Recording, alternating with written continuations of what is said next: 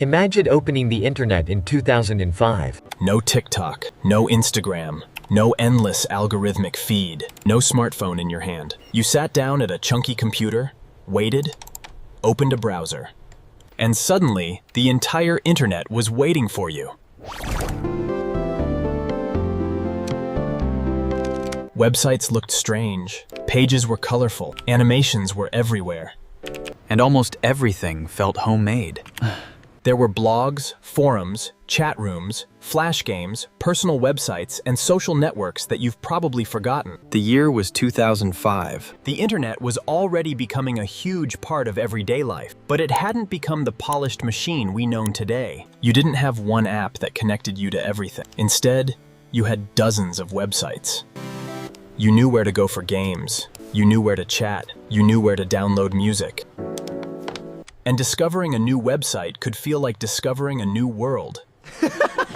So let's go back to 2005 and experience the internet as people actually used it. For many people, getting online started with a desktop computer, a bulky CRT monitor, a beige keyboard, a wired mouse, speakers sitting beside the monitor, maybe a tower hidden underneath the desk. And if you were still using dial-up, getting online wasn't instant. You clicked the connection icon, you waited, and listened to that unforgettable sequence of beeps, clicks, and static. The computer connected to the internet through your phone line. Which meant someone picking up the phone could suddenly destroy your entire online experience. But once you were connected, you were in.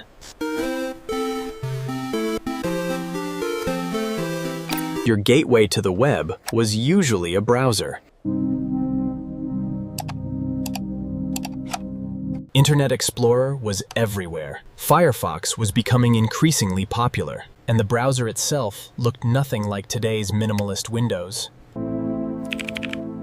There were no endless feeds. You typed a website address and went there yourself. The internet wasn't constantly coming to you. You had to go looking for it.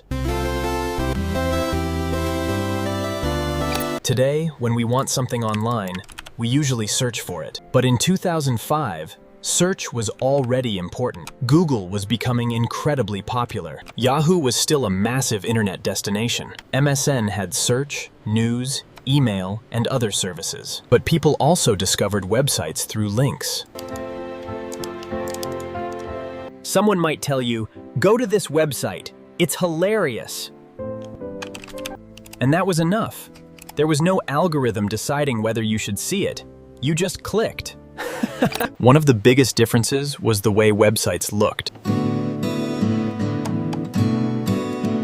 Modern websites are clean, simple, minimal. Back then, not so much. You could see animated GIFs, blinking text, bright backgrounds, huge banners, sidebars packed with links, counters showing how many people had visited, huge banners, sidebars packed with links, counters showing how many people had visited, scrolling marquees, visitor books. And sometimes, a website would play music the moment you opened it. You didn't always know where the sound was coming from. You just desperately searched for the mute button. And honestly, that was part of the charm. That was part of the charm. Then there was Flash.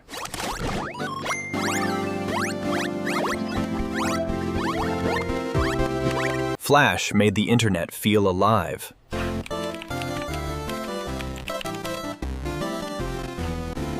Sites like Newgrounds and Miniclip became destinations for an entire generation. You could play a game without installing anything.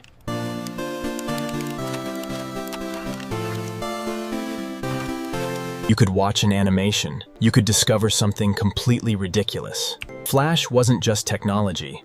For many people, it was what the internet felt like. Social media existed in 2005, but it wasn't everywhere. MySpace was exploding. Friendster was still around. Orkut had millions of users. Facebook was growing rapidly, but it was still primarily associated with college communities. Your social profile wasn't necessarily something you checked every 5 minutes. It was something you built, and sometimes spend an embarrassing amount of time deciding which friends belonged in your top 8. The idea of social media was still new enough to feel exciting. And then there was instant messaging. For millions of people, MSN Messenger was where conversations happened. You could see who was online, send messages instantly, change your status, use custom display pictures, Send annoying nudges. and choose an unnecessarily dramatic username. And when someone you liked finally appeared online, that green status icon suddenly became the most important thing on your screen. In 2005, the internet still had a strong personal side. People created blogs, they wrote about their lives, they posted photographs, and some people built entire personal websites. You could have your own little corner of the internet. Maybe it had a terrible background, maybe it had animated GIFs, maybe it had a visitor counter proudly displaying 1,247 visitors. But it was yours. There was something special about that. Before Reddit became what it is today, forums were everywhere. Gaming forums, music forums, technology forums, fan communities, local communities.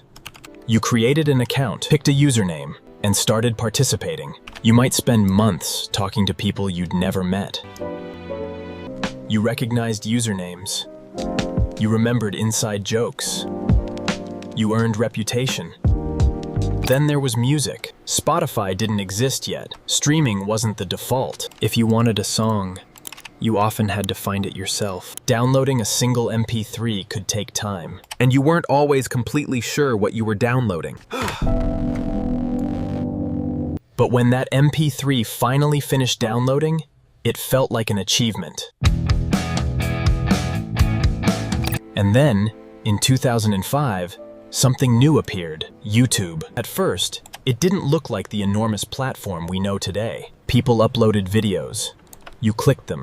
You watched. YouTube was still figuring out what it was, and nobody knew just how important it was about to become. One thing we sometimes forget about 2005 was how slow the internet could be. Images could take several seconds to load. Videos could buffer. And if you were on dial-up, you had to be patient. There was no casually streaming a high-resolution video while downloading a massive game in the background. Every connection mattered. Every download took time. The web also felt less controlled.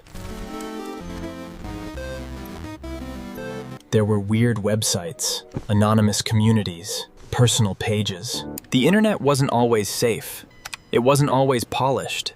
It wasn't always sensible. But it was incredibly creative. Anyone could build something strange. Today, the internet feels almost infinite. But in 2005, the internet somehow felt smaller. The internet wasn't something you carried around in your pocket. It was somewhere you went. You might have 5 websites you visited every day. And that's what made 2005 so interesting.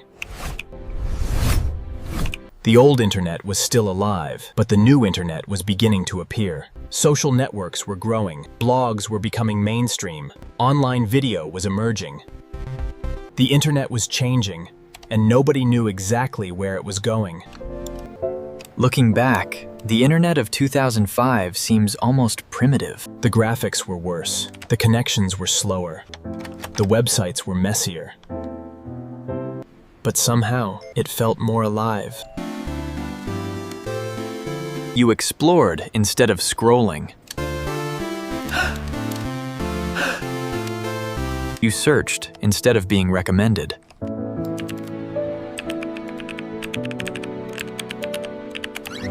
You visited websites instead of opening apps. You joined communities instead of building follower counts. And sometimes, you stumbled across something completely unexpected. Maybe that's what we miss. Not the slow internet, not the ugly websites, but the feeling that the internet still had undiscovered corners.